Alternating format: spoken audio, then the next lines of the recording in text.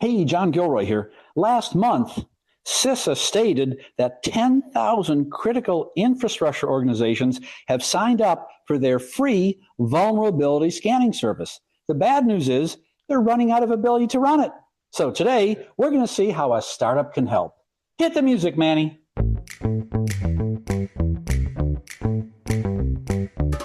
Welcome to the Federal Tech Podcast, a podcast that connects you to federal technology leaders. My name is John Gilroy, and I'll be your moderator. Our guest today is Ben Fabrelle.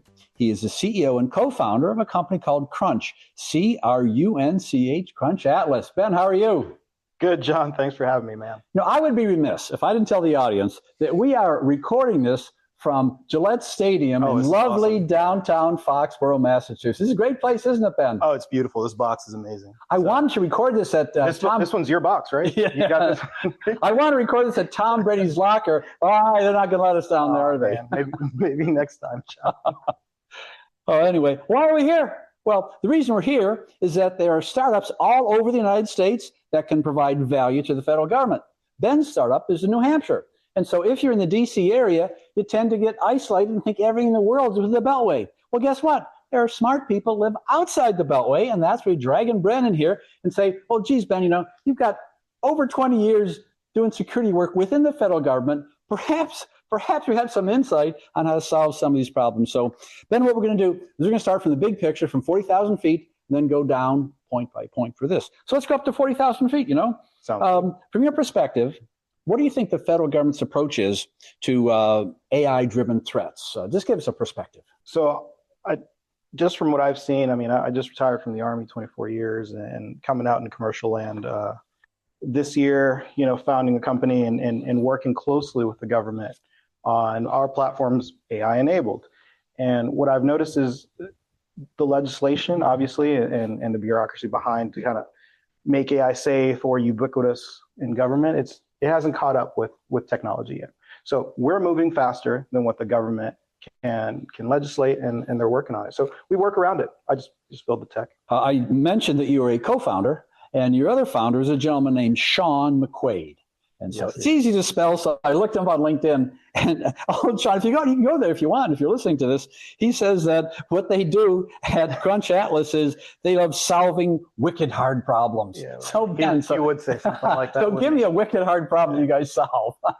Well, Sean's a New Englander through and through, so so our mission statement is probably going to say wicked in some way, shape, or form. What Sean's talking about and what we focus on is, so our platform is the first, or at least one of the first AI-enabled persistent cyber threat hunting platforms out there. And the reason it exists is because hunting next generation advanced cyber threats is a wicked hard problem. You can't scale it with just humans. You can't train enough humans on time to keep up with the threats, the landscape. So we create technology to even the gap, and I think that's what he means. Wicked hard. Wicked hard. Yeah. So far, so good. Yeah. Good. I have a Dunkin' Donuts coffee in front of me here, and very popular in Boston. And I didn't just drag Ben in from the Dunkin' Donuts. Hey, nice guy walking out dragging. So you spent 24 years threat hunting for some sensitive aspects of the federal government, huh? So you've got all kinds of badges, huh? So I was offensive in nature. Sean and I were special missions most of the entirety of our career. Sean has as much time in service as I do. Both seniors, and we worked in national security and saw it all.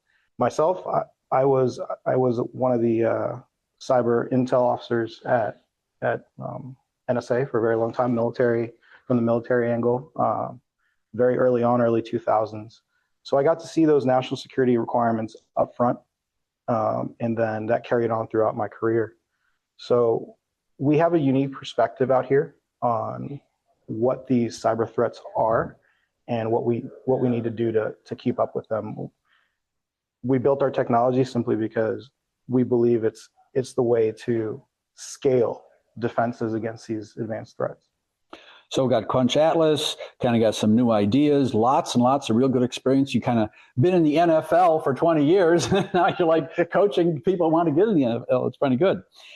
In Boston here, big banks, they have hybrid environments. They have on-prem, they have public cloud, private cloud, maybe all kinds of LLMs and everything going on.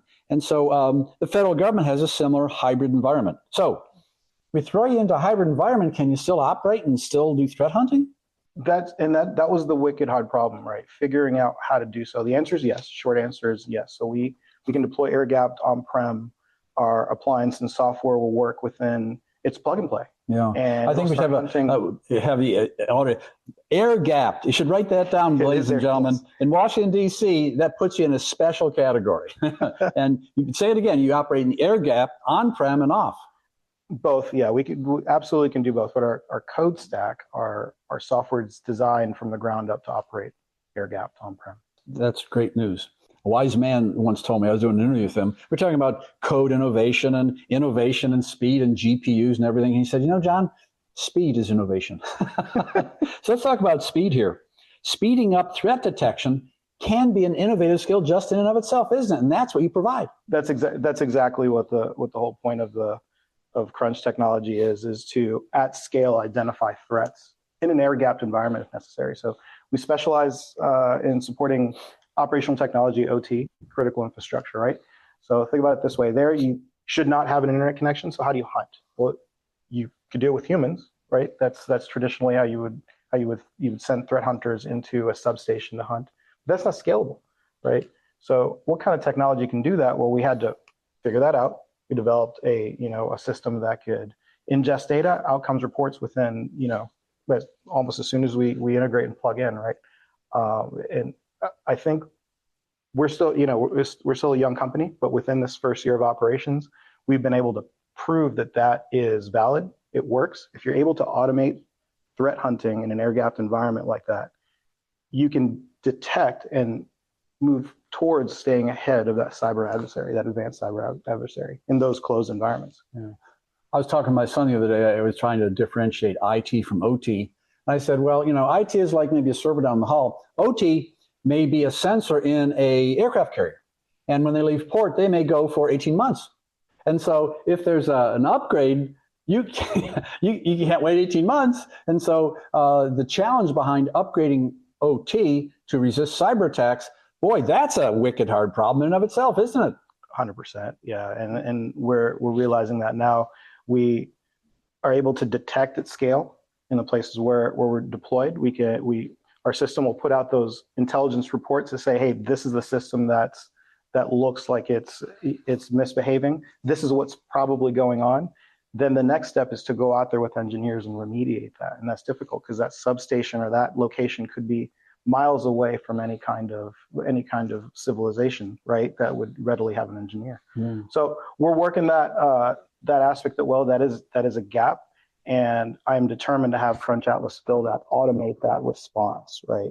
But you hit the nail on the head. Then that's what differentiates OT from IP is that response time. Yeah, it's not a convenient server. It could be and it could be on the move. And so, you get a regular network engineer, they show up for work and they have their badge, everything, and the server's down the hall and they can upgrade it. But you're dealing with problems that it could be in a carrier and you're not even sure what is on the carrier, what 100%. Isn't, and you have to detect that and do it in a very safe manner. That's a big differentiator. And someone with a military background like you and Sean probably position yourself to even understand some of the details that people I never even thought that they'd be gone that long. No one thinks that. I got to be honest. When I retired, I was just like, okay, I do still want to serve. I want to fit somewhere in national security with whatever hard skills I had. But Sean and I were looking at it as like, critical infrastructure looks really bad across the world. Wherever we've been, this is where the adversary is really trying to persist.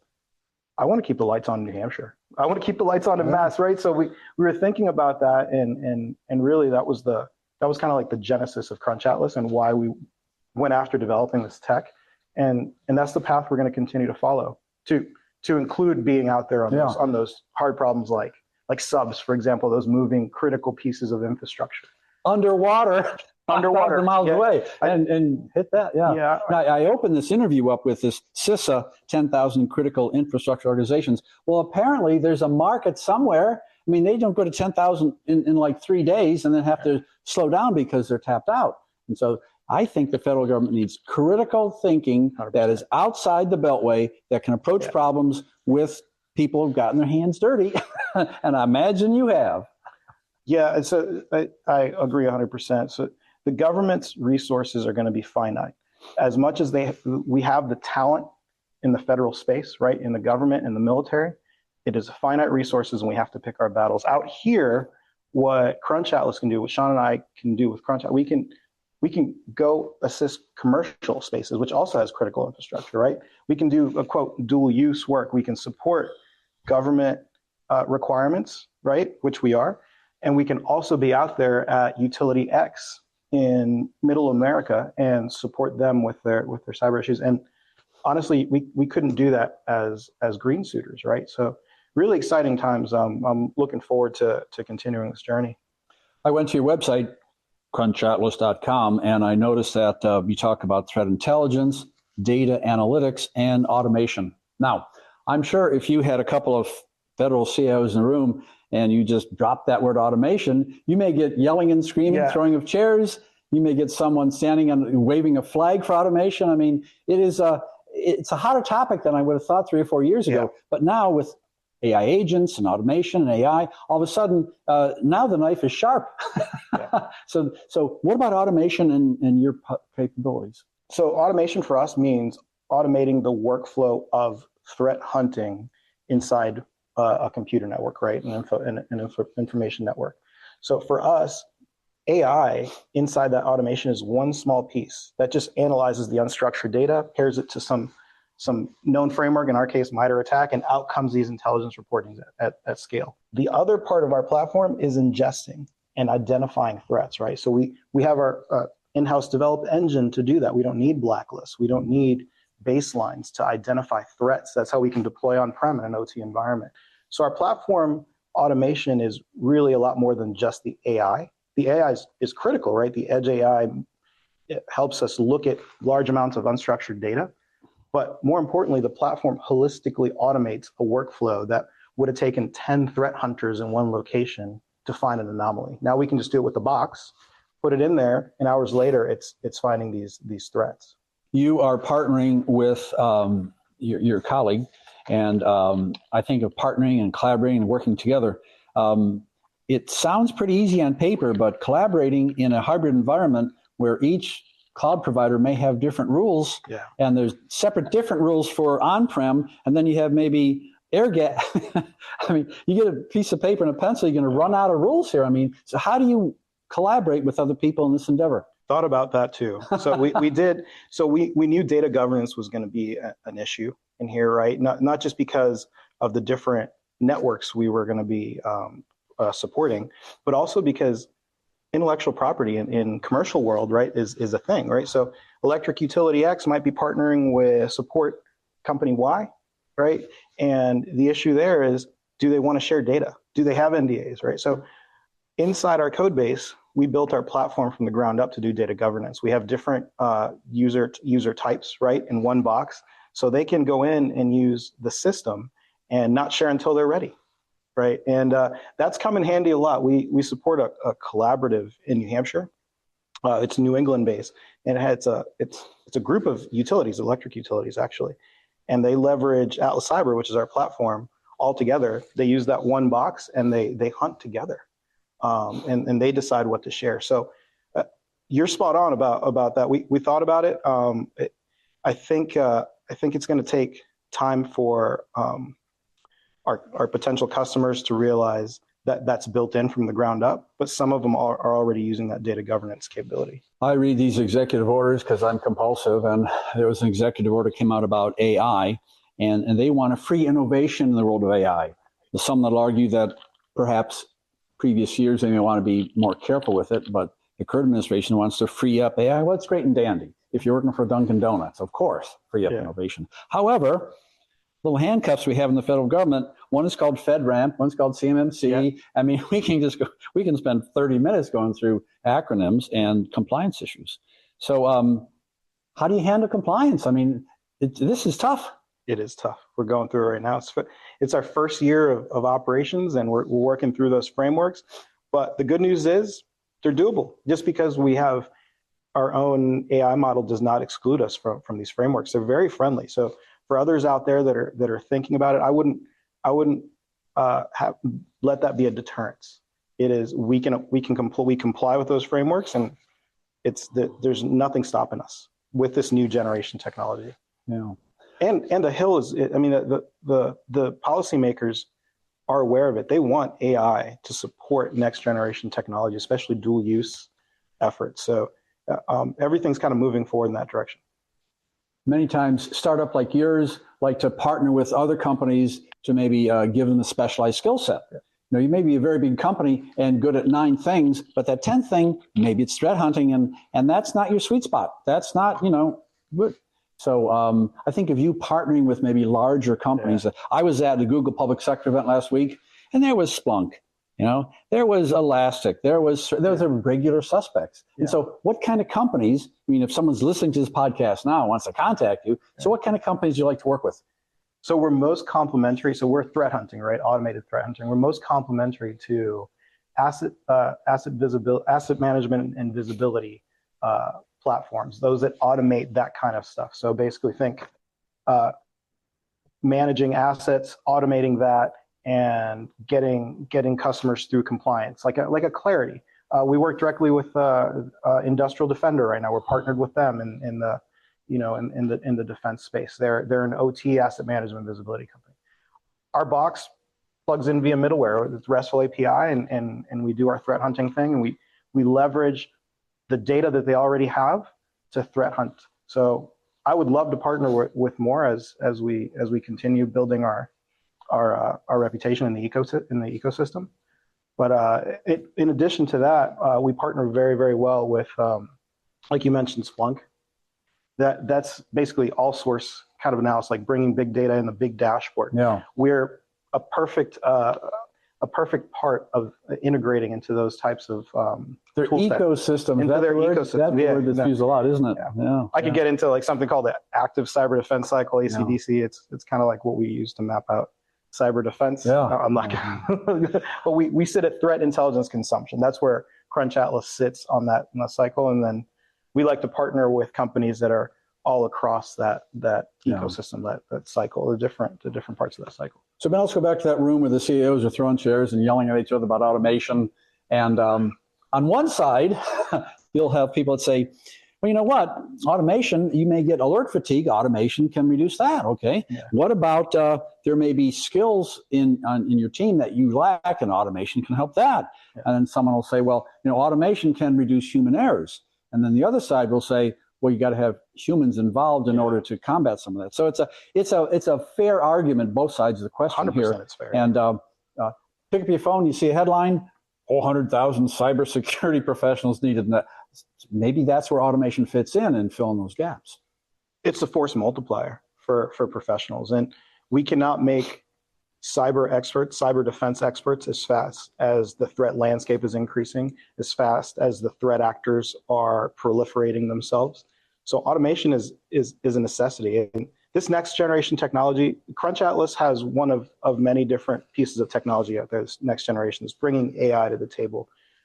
We can't keep up with the threats with just humans. But conversely, our platform cannot do its full job without the humans to be there to remediate, to understand what we're identifying, to do the human aspects, right? We will never replace humans, but we can definitely augment them. We can definitely force multiply what's there. Okay, back to the room with the CIOs. We're not going to talk about automation. We're going to have you stand up in front of 12 federal CIOs, okay? And you get maybe 10 minutes. So if you had 10 minutes, what's the one investment that you would tell them to invest in would yield maybe the best return in the next 5 years? What would you tell them? Well, selfishly, I want to say let's do some threat hunting. Call me. Yeah. Let's go back to the humans. I think you must have a good team of cybersecurity experts, right? Whether you pick them from your IT staff or whether you build something from scratch, you have to have the right personnel. Spend the money, get those people, then get them the next generation technology so they can actually protect what's most critical to you, right? I've had this conversation with others, with IT managers all over the place. I was just in the Pacific, and there was an understaffed group there, and we just deployed our box, and that was the pain point. The manager loved our intelligence reporting, but he was understaffed with engineers that could remediate the problems. That's right? The other half of the coin. Yeah. So John, if I was in that room, I would say that get your staff in order, get your planning, get your org chart ready, so that next generation technology can come in and do wonders for you. Yeah. So we figured out what value proposition you have. We have the benefit to the federal government, what kind of companies you like to kind of work with and partner with. And I think this is a really good approach. I have interviewed companies as big as Google and as small as single authors. Yeah. And I think that the rule of thumb is that, generally speaking, the bigger the company, the harder it is to move off the dime and come up with something new and change and pivot and move. Now, Clayton Christensen's written about that. We know Innovator's Dilemma, but I think the proof of the pudding is in small startups with very specific technical background can come up with solutions that no one ever thought of. That's you and Sean, huh? Scrappy startup. That's what we've been called. We can think out of the box. Our software development pipeline is what we make of it. So if we have a vision, we can just make it happen because we're a young organization. And I think that's how next generation technology and defense capability is going to be solved and created. And we're just getting after it. Great. So for more information, you can go to CrunchAtlas.com, find out what they're up to, what they're doing. And unfortunately, we are running out of time. You have been listening to the Federal Tech Podcast with John Gilroy. I'd like to thank my guest, CEO Ben Fabrelle of a company called CrunchAtlas. John, it's been a pleasure. Thanks for having me.